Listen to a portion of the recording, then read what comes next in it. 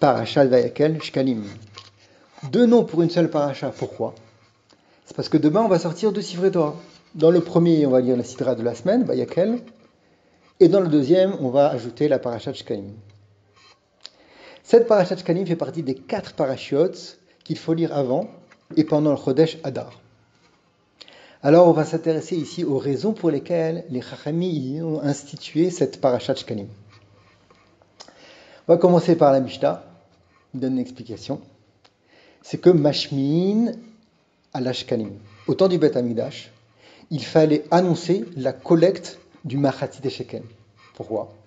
Parce qu'au mois de Nissan, un mois après, on va renouveler le budget pour les korbanot.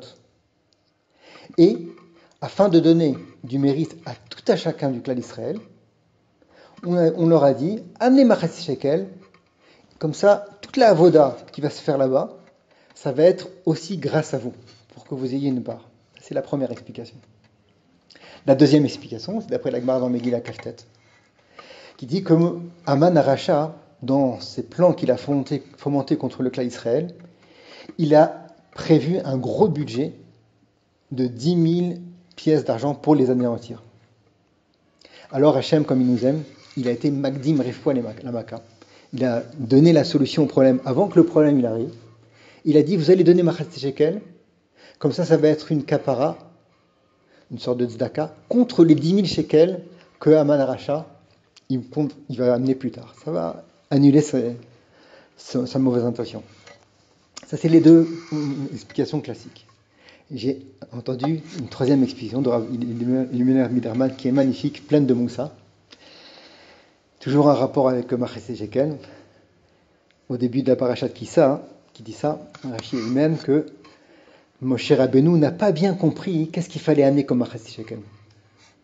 Jusqu'à ce que Hachem, il dit le Midrash, au nom de Rabbi Meir, il a pris une pièce, mitachat kissé à kavod, il a pris une pièce de feu sous son trône céleste, et il a dit à Moshe Rabbeinu, kazeyitnu, voilà la pièce de référence qu'il faut donner comme Machatzit Shekel. Alors ce Midrash, il est super étonnant. De un, c'est qu'a priori, en dessous du trône céleste, il n'y a pas d'argent. L'argent est à la Banque de France. Sous le trône céleste, il y a des Neshamot.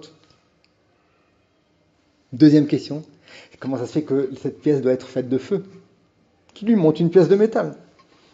Troisième question, qu'est-ce qui dérangeait Moshe Rabbeinu? Moshe Rabbeinu, c'était le Chacham, quelqu'un de très intelligent. Vadaï qu'il savait très bien quel type de Machatzit Shekel il fallait donner. Qu'est-ce qui le dérangeait? Il dit le Khatam Sefer à cette troisième question, c'est que Moshe Rabbeinu n'a pas compris pourquoi chacun devait donner la même somme. Qu'un pauvre il donne une petite somme, je comprends. Et pourquoi un riche ne donne pas une grosse somme? Il a envie, il a plein d'argent, il a envie de faire une grande mitzvah. Qui donne? Hachem, il répond, c'est ça le moussard. Non. Ce qui m'intéresse, c'est pas l'argent. Ce qui m'intéresse quand vous faites les mitzvot, c'est le hesh que vous mettez dans les mitzvot. C'est l'entrain, le cœur, l'élan, le ratson, la volonté que vous mettez dans la mitzvah. Et sous mon trône céleste, je ne sors pas une pièce d'argent. Je sors du feu, comme la neshama. La neshama, c'est ça qui fait bouger. Le feu, c'est ça qui fait bouger. Je veux que vous me donniez votre cœur, votre hesh, votre bonne volonté quand vous faites une mitzvah. C'est ça que je veux. Alors évidemment, le Moussar, il est clair. C'est que c'est sûr qu'il faut faire toutes les mitzvot, même si des fois on n'a pas envie, il faut se forcer de les faire. Même si au début on n'a pas une bonne intention, on n'a pas le cœur, à la fin ça va venir. Mais il faut travailler sur ce point-là, essayer de faire les choses avec cœur. Toujours dans la paracha, c'est marqué d'ailleurs. Kol nediv libo. Il faut donner une trouma, ce qu'il fallait pour la construction du Mishkan, mais avec nediv lev, avec son cœur, avec son hesh. Ce mot-là, il apparaît à plusieurs reprises dans cette paracha. D'ailleurs, un peu plus loin dans la paracha, Rachid explique que les Nessiim, les gens importants, les responsables de chacune des tribus, n'ont pas amené tout de suite leur part. Ils se sont rattrapés après, au moment de l'intronisation du Mishkan. Mais au début, au moment de la collecte, ils ont dit non, chacun donne, et nous on donnera à la fin. Alors, c'est la même Nekuda. Comme ils ont manqué quelque part, d'après leur niveau, de Esh, de Ratson Tov, de volonté, de Zrizout, comme on dit, d'empressement pour faire la mitzvah, alors on leur a enlevé une lettre de leur nom. C'est marqué Anessim, Nun, Sin, Aleph, Mem. Il manque un Yud. Normalement, on a remarqué Nun, Shin, Yud, Aleph, Mem. Pourquoi on a enlevé cette lettre-là? C'est pour leur dire qu'ils ont manqué quelque part, ils ont manqué d'entrain. Pourquoi Dafka le Yud? Il dit le Chi de Shaharim, parce que Yud c'est une référence au Yehudi. Un Yehudi, le propre du Yehudi, c'est faire les mitzvot avec cœur, pas comme un fonctionnaire. Et d'ailleurs, ça c'est moi qui ajoute, quand on a enlevé le Yud du Shin et du Aleph, comme c'est écrit maintenant, ça fait Shin Aleph, ça fait Esh. Encore une fois, la référence au fait qu'il faut faire les mitzvot avec Esh, avec cœur, avec Ratson. Behemet aussi, c'est marqué que le Machatzis Shekel, c'est une kapara sur le Chet HaEgel. Pourquoi? Parce que le Chet HaEgel, au moment de la faute du veau d'or, c'est marqué qu'ils ont récupéré le Yetzer Hara qui s'avait enlevé au moment de Matan Torah.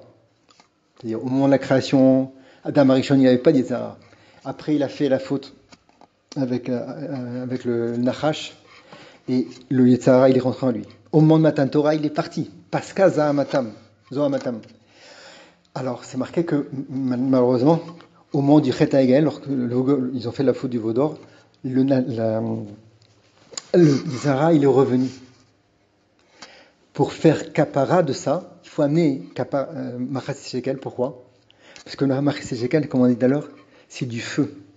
Quand on fait avoda avec du feu, avec entrain, alors le Yetzer Hara, il peut se mettre de côté. On peut combattre le Yetzer Hara grâce au ratson qu'on a. C'est aussi l'autre aspect qu'il y a dans le Machatzis Shekel. Je vais terminer avec une histoire très connue et très jolie qui illustre cette Nekuda de ratson.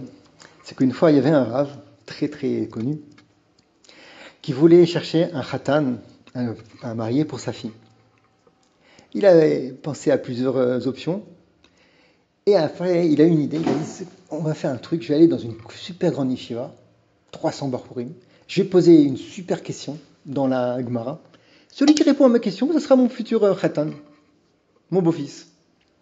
Il a fait ça, il est parti, il a posé la question, et les Bachurim, ils ont commencé à se chamailler, ils ont commencé à trouver des réponses, à chaque fois le Rav y repoussait. Non, personne n'a trouvé la réponse à la question. Si bien qu'à la fin, le Rav, il est parti. Et quelques mètres, centaines de mètres après son départ, il entend le voix d'un Bachour qui court derrière lui. Il dit attendez. Il arrive tout haletant. Il dit oui, tu as la réponse à ma question? Non, Rav, je suis désolé, mais ça me dérange. C'est quoi la réponse à votre question? Alors le Rav, il a fait un grand sourire. Il a dit c'est toi mon khatan. Je vais te marier. Je vais te donner ma fille au mariage. Ah ouais? Il lui a donné la réponse, il était tout content. Il dit parce que c'est la même Nekuda.